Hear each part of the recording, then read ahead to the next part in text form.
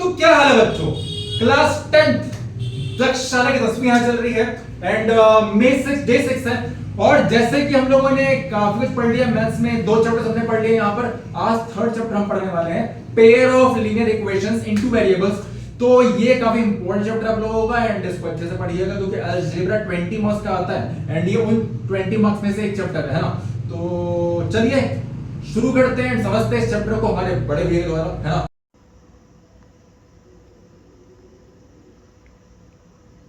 Start topic.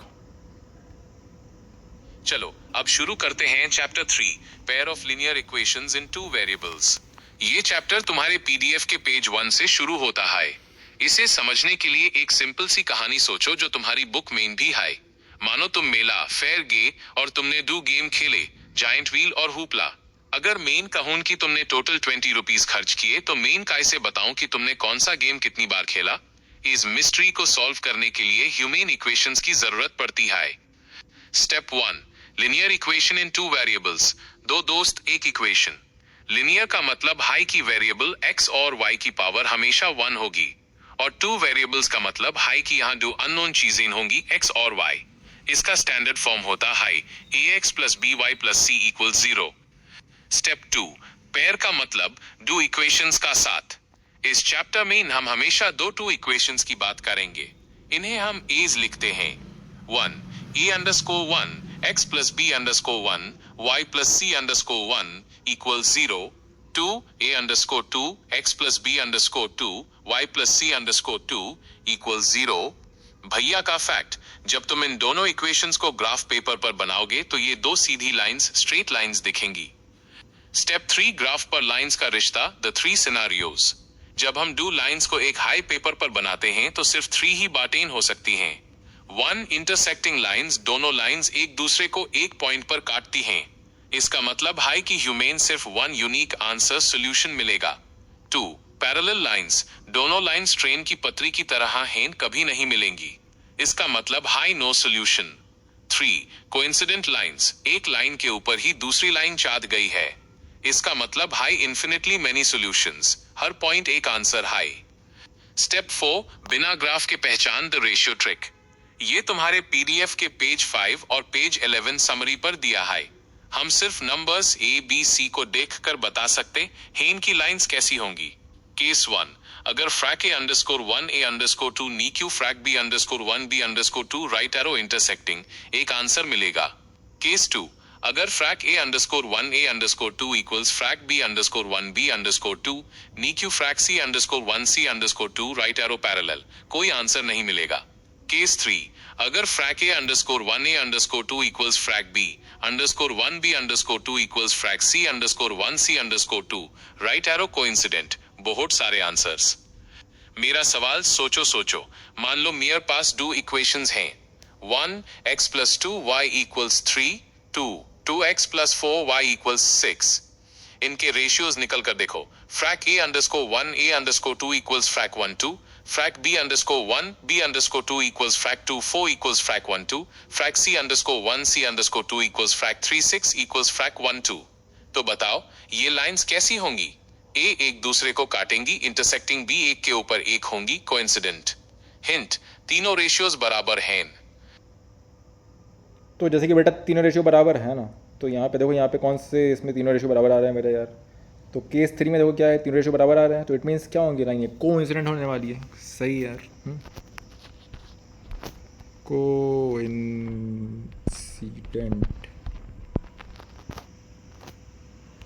Yes. तो बड़े भैया क्या कहेंगे भाई अपन को, बड़े भैया क्या कहेंगे, जल्दी बताइए।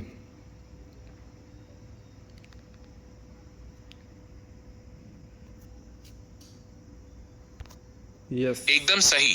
कोइंसिडेंट लाइंस का मतलब है कि दोनों इक्वेशंस असल में एक ही लाइन को दिखा रही हैं, इसलिए वो एक दूसरे के ऊपर ओवरलैप हो जाती हैं। इसका मतलब है कि हर वो पॉइंट जो पहली लाइन पर है वो दूसरी पर भी होगा। तो इसके कितने आंसर्स होंगे, इन्फिनिटली मेनी सॉल्यूशंस। चलो एबीपीडीएफ के पेज 7 और 8 पर चलते हैं, जहां इन इक्वेशंस को सॉल्व करने के असली अलजेब्रिक मेथड्स दिए गए हैं। जब हम ग्राफ नहीं बनाना चाहते तो हम ये 2 मेन मेथड्स यूज करते हैं। मेथड 1 सब्स्टिट्यूशन मेथड, अदला बदली। इसमें हम एक इक्वेशन से x या y की वैल्यू निकलकर दूसरी में फिट कर देते हैं। Example exercise 3.2 1 x plus y equals 14 2 x y equals 4। Step 1 पहली इक्वेशन से x निकलो, x equals 14 minus y।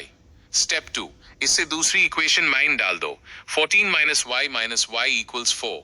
Step 3 solve करो, 14 minus 2y equals 4 implies 10 equals 2y implies math b f y equals 5। Step 4 a b y की value वापस रखो, x equals 14 minus 5 implies math b f x equals 9।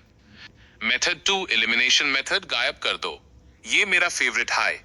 इसमें हम किसी एक variable x या y को एलिमिनेट खत्म कर देते हैं दोनों इक्वेशंस को प्लस या माइनस करके।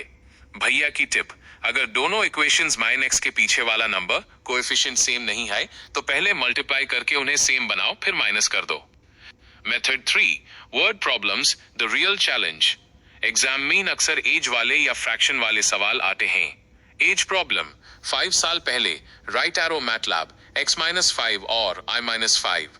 फ्रैक्शन प्रॉब्लम, न्यूमरेटर माइन 1 ऐड किया, राइट एरो मैटलैब फ्रैक x plus 1y।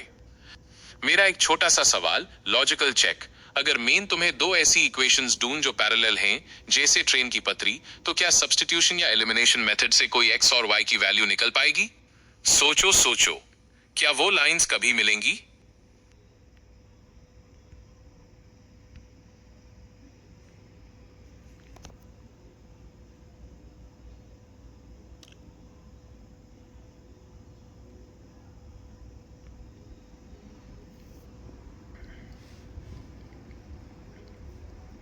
तो देखा बेटा, इस तरीके से कंफ्यूज करेगा आपको, है ना। तो चलिए, अच्छी बात है, समझे आप तो बनेगा आप लोगों से ये। बिल्कुल सही।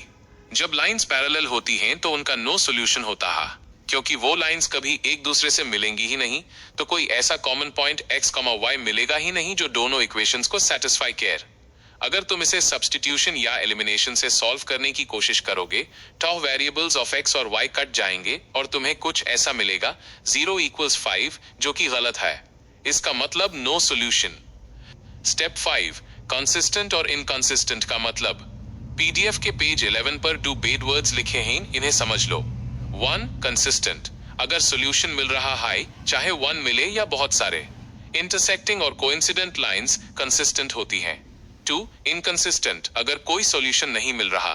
पैरेलल लाइंस इनकंसिस्टेंट होती हैं। अ फ्लैट एक रियल लाइफ प्रॉब्लम सॉल्व करते हैं। एक्सरसाइज 3.2, मान लो 5 पेंसिल्स और 7 पेन्स की टोटल कॉस्ट 50 रुपीज है और 7 पेंसिल्स और 5 पेन्स की कॉस्ट 46 रुपीज है। इसकी इक्वेशंस कैसे बनेंगी? मान लो 1 पेंसिल इक्वल्स रुपी x और 1 पेन इक्वल्स रुपी y। 1 5x plus 7 y equals 50। 2 7x plus 5 y equals 46। भैया का मेथड एलिमिनेशन, इन्हें सॉल्व करने के लिए ह्यूमेन किसी एक को सेम बनाना पड़ेगा।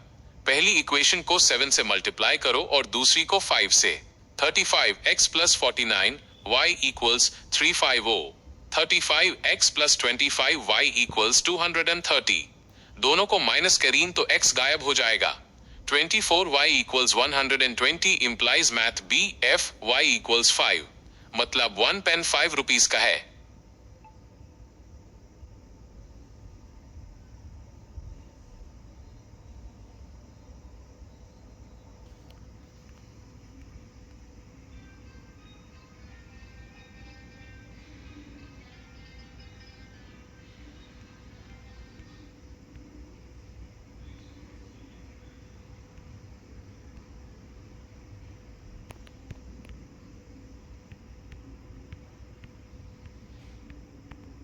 एकदम सही।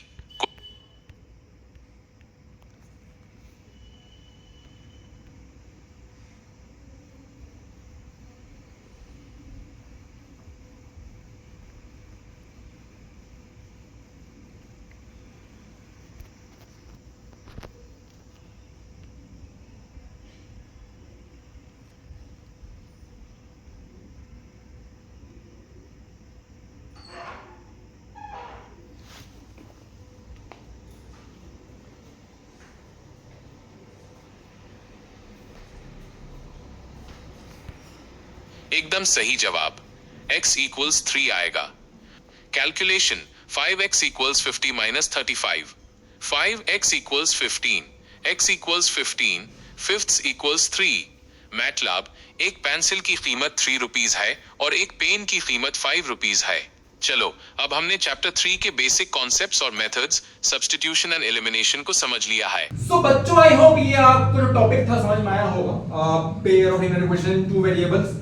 यहाँ पर हम लोगों ने x एक्सिस को जाना, y एक्सिस को जाना, किस तरीके से आपके डिफरेंट बोल सकता हूँ वेरिएबल्स है अपने इक्वेशन निकल के आते हैं। एंड जितने ज्यादा इक्वेशन होते हैं उतने ज्यादा सॉल्यूशन निकल के आते हैं।